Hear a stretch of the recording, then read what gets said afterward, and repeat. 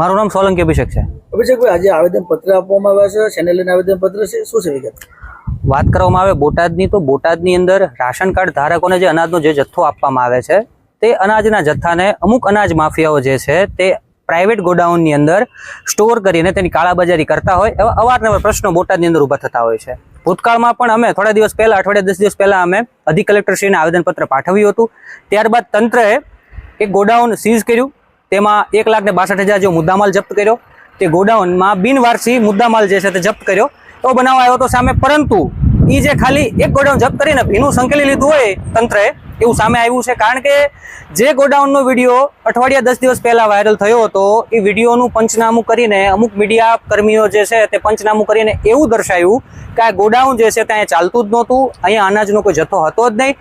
એ જે ગોડાઉન હતું જ્યાં પંચનામું કરવામાં આવ્યું હતું, આજની તારીખે એ જ ગોડાઉનની બહાર ટેમ્પો ભરીને અનાજનો જથ્થો જે ભરેલો હતો એવો વિડીયો આજે ઉતારેલો વિડીયો વાયરલ થયો છે।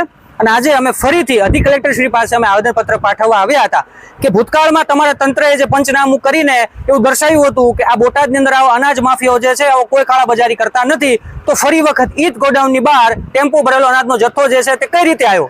અમુક જે પત્રકારો જે બોટાદમાં એવું દર્શાવવા માંગતા હતા કે જે બનાવ જે છે તે ખરેખર ખોટો છે, અનાજ માફિયાઓ બોટાદની અંદર છે જ નહીં, અહીંયા અનાજની કાળાબજારી નથી થતી, તે પત્રકારો સામે ને તે અધિકારીઓ સામે આજે તમાચો રૂપ આજે બીજો વિડીયો વાયરલ થયો છે।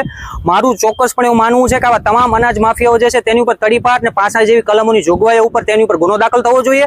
તેના વિડીયો અને તેના કોલ જે છે તેના કોલ જે ટ્રેસ કરવા જોઈએ, અને તંત્રના જેટલા પણ અધિકારીઓ તેના કોલ સાથે સંકળાયેલા હોય તે તમામ અધિકારીઓની અપ્રમાણસર મિલકતની તટસ્થ તપાસ થવી જોઈએ। કયા કયા વિસ્તારમાં ગોડાઉન ચાલુ હોય છે? સાળંગ જો છેલ્લા 5 વર્ષથી 10 વર્ષથી આ જે અનાજનો કાળો કારોબાર છે જે ઘણા વર્ષોથી ચાલુ છે। વાત કરવામાં આવે તો સાળંગપુર રોડ ઉપર કપલીધારની પાસેના વિસ્તારમાં, નવથા હનુમાન પાસેના વિસ્તારોમાં, હરણકુઈના વિસ્તારોમાં, પચીવારિયાના વિસ્તારોમાં, પાળિયાદ રોડે મલ્ટીપ્લેક્સ સામેના વિસ્તારમાં, સૂર્યગણ રેસ્ટોરન્ટની પાછળના વિસ્તારમાં, સરસ્વતી સ્કૂલ જે તુરખા રોડે છે તેની બાજુમાં, બરફના કારખાના પાસે આવા અઢળક જે છે ગોડાઉનો બોટાદની અંદર ધમધમી રહ્યા છે। તેને તંત્રની કોઈ બીક નથી। બોટાદના જાહેર નાગરિકો આની રજૂઆતો 1000 વાર કરે છે, લાખો વાર કરે છે, પરંતુ તેને કોઈની બીક નથી। કારણ કે આ હપ્તો જે છે તે હું ચોક્કસપણે માનું છું કે ગાંધીનગર સુધી પહોંચતો હોય તો ચોક્કસપણે લાગી રહ્યું છે। કાર્યવાહી નહીં થાય તો કેવા પગલાં? જો કાર્યવાહી નહીં કરવામાં આવે તો હપ્તાની કડી જ્યાં સુધી પહોંચશે ત્યાં અમારા દ્વારા ઉપવાસ આંદોલન કરવામાં આવશે। એ પછી ગાંધીનગર હોય કે વિધાનસભા હોય ત્યાં સુધી અમારા બોટાદના જે લોકો જે છે તે ઉપવાસ આંદોલન કરશે।